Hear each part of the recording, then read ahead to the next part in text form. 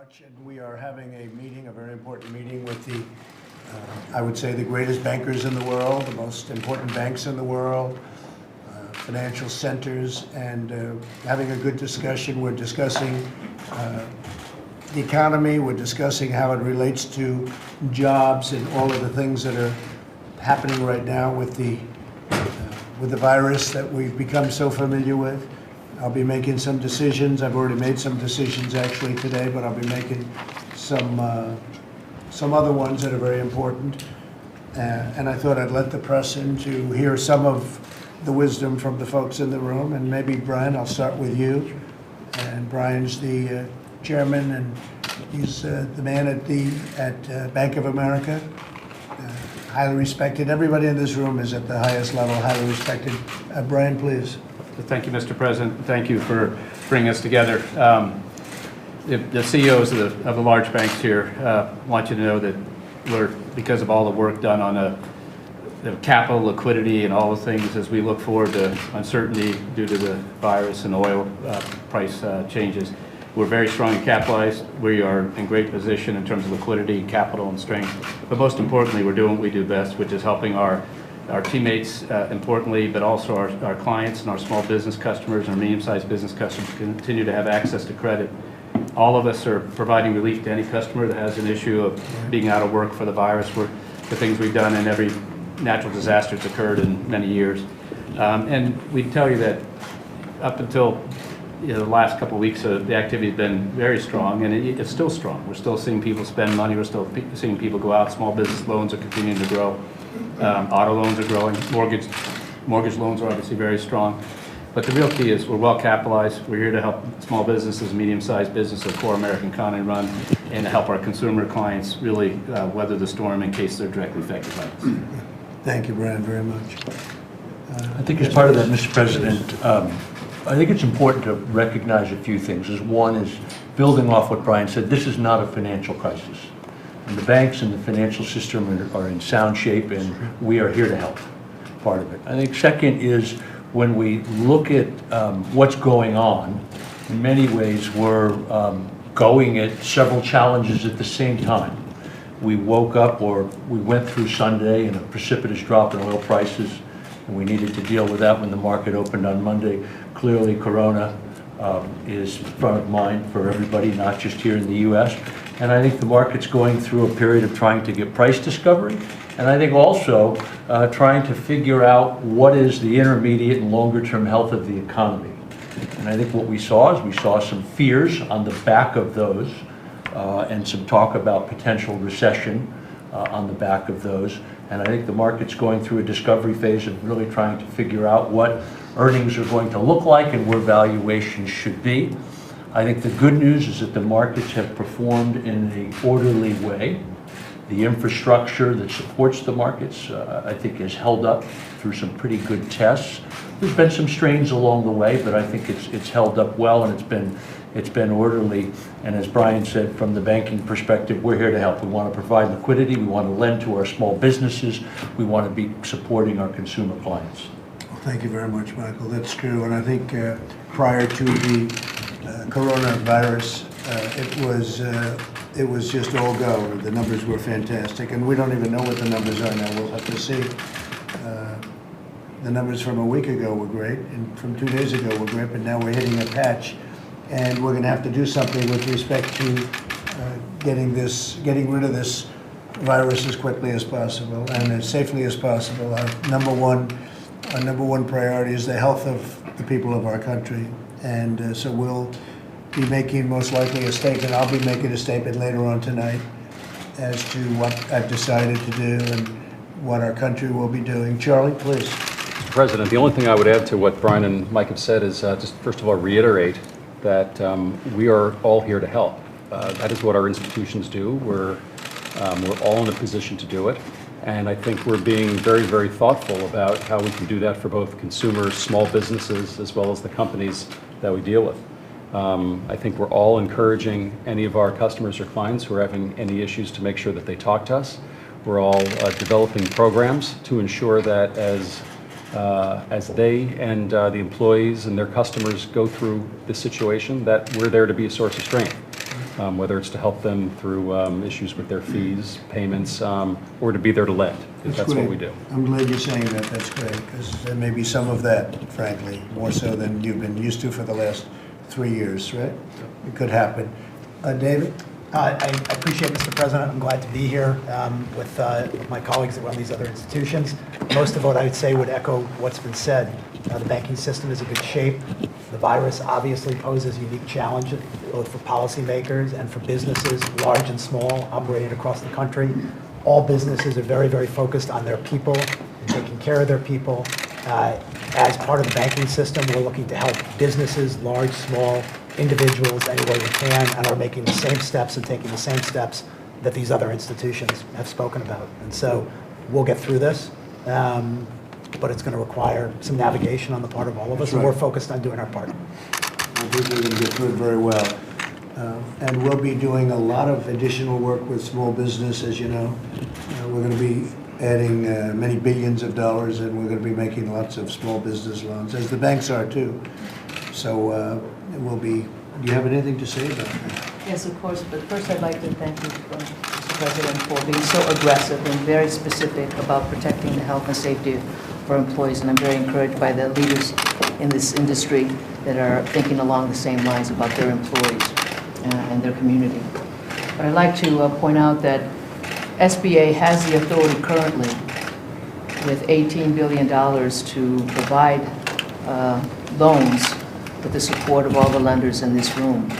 And they also have the opportunity to extend some of the payment terms up to 6 months. So I'm looking forward to working with every one of them to leave no money on the table on those $18 billion so we can provide support for the small businesses. Yesterday, as you know, we met with the insurance companies, the top companies, the top people in the top companies, like yourselves, and they were very generous. And you know what they did with co-pays and everything else. They're going all out. So we appreciated that very much. Steve, you have anything to say? Steve? Well, Steve. I think the financial system of the U.S. is in great shape and is prepared to handle, this problem. I think one of the issues is that, as people are tested more and more, there'll be a better handle on what we're dealing with. Just because, there'll be some economic effect, obviously, as this goes on. And we all hope it's short, but it's going to need the support of the banking community. It's going to need the support of the ability to be tested. And if we can do that, this has a natural ending, which most people, lose sight of. There'll be vaccines developed. That'll take, a year to a year and a quarter, but there may be other things in the meanwhile. It requires a mobilization of our society. They've made very good progress, Steve, at CDC and different places that are dealing with the problem. They've made really tremendous strides. So we'll be announcing that also. Okay? Thank you very much. Anybody else have anything to say? Can everybody? Anybody? Mr. President, I think you've done a fantastic job of putting the interests of our country first with your fast action on China and travel to and from China. I think your focus on fiscal stimulus is really important. Right. How do we help American families that live too often paycheck to paycheck get through this difficult time where they may lose their job or otherwise face more difficult circumstances? So I think your leadership on fiscal stimulus is really thoughtful and appreciated. And then all of us in this room know that the financial markets are working to help America.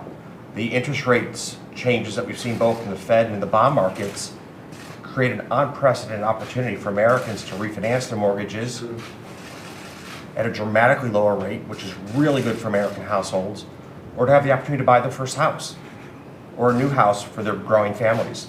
So the markets have worked as we would hope at this moment of time to help provide stimulus to the entire economy through meaningfully lower interest rates. Great job you've done, too.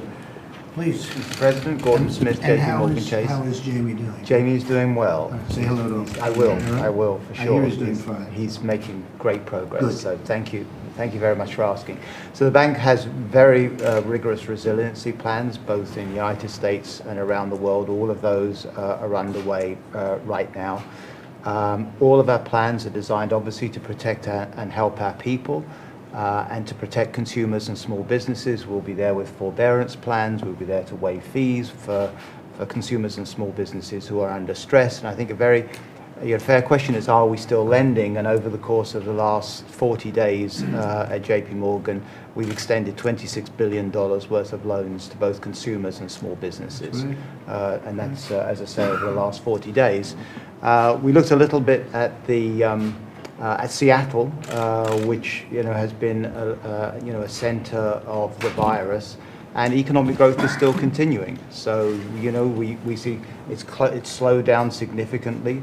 But people are still going to restaurants, for example. We still see that. People are buying food to be delivered by the new delivery services. And interestingly, in the data, we also see the pullback is much more about from the older generation, my age, than it is from the millennial generation. So millennial generation spend seems to be holding up very well. I think there'll be a pent-up demand when this is gone. I think that everything that maybe where it's tamped down now, people are leaving their homes. Yes. I think you're going to see a tremendous pent-up demand, which hopefully won't be in the too distant future. Please. Mr. President, we're not waiting for the customer or small business to call the banks. We are proactively reaching out to the customer and small businesses, waiving fees, making sure we can refinance a loan when possible. We're up 79% versus last year in refi. Still going to take a little while to find out how much the effect really is. Right, Richard. Thank you. Thank you very much. Anybody else? Anybody? Please. Mr. President, I might just add, as I represent the community banks across this country, rural markets, urban markets, suburban markets, they're there, they're standing ready, strong to support their communities, whether it be your very smallest businesses, the ag communities, the community banks are here to support and here to help. Thank you. Yeah, I would just echo all the sentiments that you just heard, Mr. President, and thank you for convening the group. I would also add that, and echoing on something Rebecca said, we're also helping not just all the large globally active banks, but the 5,100 banks across the United States build continuity and resiliency programs so we can keep the banking system open to support our customers and clients who are, in many cases, are facing a time of need. That's what banks do. They stick by their customers in good times and in challenging times, and that's what all the banks in the United States are doing today. Very focused, U.S. Bank, very focused on providing credit for small businesses. Right. They are the ones right now who are going to perhaps have a little bit of struggle. So we're getting the credit to them rapidly and also being very lenient on repayment terms. That's great. Thank you very much. And thank you all. Yes, please. If I may, Mr. President, you've heard that the financial system is strong, and I certainly echo that. Yes. But for those listening, the country is really strong. You've done a fantastic job, your administrations. We're adding jobs. We need to all be more diligent in terms of our health management. We're learning that out of this. This is a long-term lesson to learn. Right. But at the end of the day, the United States of America, in my view, is very strong. And we need to remind ourselves that part of getting through a challenge like this is about confidence and supporting each other and having hope for the future. And for myself, I believe our best days are ahead. And working together, we'll make that happen. Thank you very much. Thank you very much. So I'll be making a statement tonight, probably at 8 o'clock, and we'll be starting some additional solutions. We made a great decision on China and Asia, and they're healing, and they're healing at a pretty good rate. Happy about that, and we could start to think about getting back involved in that part of the world. And as you know, we have another part of the world, Europe, that's in very tough shape, having a hard time right now with the virus, and we'll be making various decisions. You'll be hearing about them at approximately 8 o'clock tonight. Steve? What sort of travel restrictions on Europe are you thinking? Are you going to announce? I'll be letting you know that a little bit later. Mr. President, are you going to be declaring a national disaster tonight? We'll be talking about that later. All those things we're making a decision on. Mr. President, we have heard in the past of industries that are too big to fail. In your estimation, are the airlines, are the cruise lines, is the hotel industry too big to fail? I think they're going to be great. I think the folks around this table are the ones that finance them. and they understand, and they're great companies, but we're having to fix a problem that 4 weeks ago nobody ever thought would be a problem. Nobody, you read about them. You read about them from 1917, and you read about them from lots of other times, but nobody thought that we would be seeing. We were just discussing that. This came out of nowhere, and actually came out of China, which is the way it works. But we are going to get the problem solved. The country is so strong. The institutions are so strong. You know, in the past, you had problems with institutions. These are powerful institutions. They're built up. They're ready to go.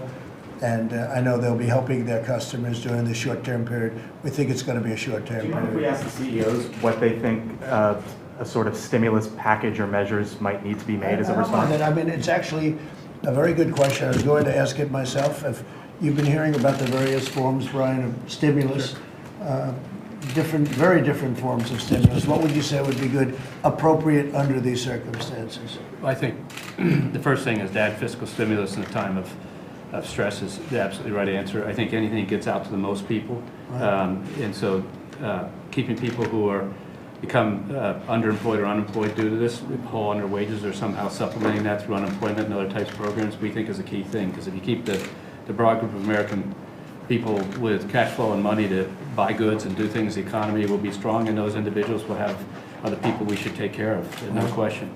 In all our companies, anybody who's out for this virus is getting paid for as long as it takes, or anybody has high risk, we're all taking care of it. So I'd focus first on that level, and then the second major thing is take care of the health care problem, because the health care problem is what is generating conflict. So between testing and building up the hospitals so they can receive and do great work as the American medical community and hospital community can do with the patients is critical. So instead, other than the broad base of people in the hospitals, I think businesses and other things, we'll get through this. But if we take care of those things, this thing will correct pretty quickly.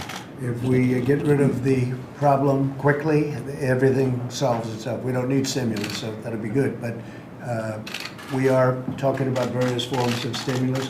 What would you think, Michael? I think to add on to what Brian said, the support of small business is critical. Right. You look at the employment and you look at the importance across our economy, and unfortunately right now small business is suffering from both sides. One is there's been disruption in their supply chains in terms of receiving their goods that they need. And the second, the other side of it is that there's uncertainty from the demand side in terms of what the future holds. So I think working with the banks in this room and well beyond, the SBA to be able to put programs in place around forbearance, to be able to potentially up the limits in terms of lending in these programs. And again, I think they're things that have been used before effectively, and I think we can do it again. Great. Thank you very much. Ken, go ahead. So I think all of us in this room are very fortunate we're in a position to take care of our workforce. And I know that large corporate America is there 110% for their employees. The weak spot are the smaller businesses that don't have the financial flexibility, and in particular, our workers who are part of the gig economy. How do we think about where necessary direct fiscal support to the individuals in our economy who are least secure in their employment? You work for IBM, life's going to be fine. You work for Goldman Sachs, life's going to be fine. And if you are a part-time or gig worker, this is a moment of real trial, and this is where fiscal accommodation can be quite powerful. Right. I agree with that 100%. Anybody? I would say that stimulus is appropriate. I personally like what you had mentioned in terms of some form of adjustment of payroll tax, a holiday, or even a complete new structure. It is a regressive tax, and it's something that could help in the short run and the long term, and help provide more support for the 70+% of the U.S. that need some help in terms of more savings and stability of livelihood. And so here's a chance maybe to do something that helps the short run and the long term. I think so. I think the payroll tax would be great. Democrats are not in favor of it. I'm trying to figure out why, because it would be something that would be very good for the citizens, for the people, and even longer term for the country. So that's a tax that people have long been talking about either cutting or getting rid of entirely. So Steve, what do you have? Just say it's great to always have the bankers in, because you have tremendous visibility into the economy and what's going on, and we are interested in hearing that feedback, particularly at small and medium-sized businesses in particular industries. We've cataloged for the president all of his executive authorities, which are quite significant. So there'll be various proposals he'll be rolling out quickly on that front, and we're also working with Congress on a bipartisan basis to be able to immediately help small and medium-sized businesses as well. Thank you very much. Mr. President, what do you say to Americans who are concerned that you're not taking this seriously enough and that some of your statements don't match what your health experts are saying? That's CNN, fake news. Go ahead, thank you very much. Thank you, guys. Let's go. Let's go. Open that door. Let's go. Let's go. Let's go, guys. Let's go, guys. Thank you very much. Thank you very 8 much. o'clock today. 8 o'clock today. Thank you, Jim. You'll be notified very shortly, but around here. Economic or health announcements? or both? Within 50 feet. Economic or health announcements, or both? Both. Both. All right, guys. All right, guys. Thank you. Thank you very much.